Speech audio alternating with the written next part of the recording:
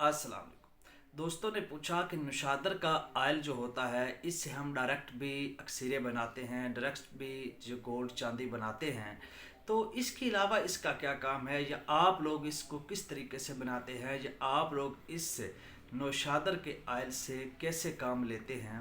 तो हम तो काफूर की मदद से इसको जो है वो कैमोनार करते हैं। कैमोनार करने के बाद इसकी गोलियां बनाते हैं और उसके बाद बजरिया पताल जंतर जो है हम जो रोगन है नुशादर का जो आयल है वो कशीद करते हैं, वो निकाल लेते हैं। ये हमारे पास एक ग्रीन जो कलर का हमारे पास जो है वो आयल आता है। एक जानब तो हमारे पास शीर मदार है जिसमें हमने नीला थोथा डाला हुआ है, वो इसको फाड़ देता है, वो अर्क कह ले आप जो भी कह ले वो मौजूद है। दूसरी जानब हमारे पास नुशादर का ये आयल है जो नीले यानी गहरे सब्ज़ कलर का होता है और ये कपूर की लाग से बनाया जाता है। दोनों का काम सेम है हमारी नज़र में, हम दोनों से सेम काम लेते हैं।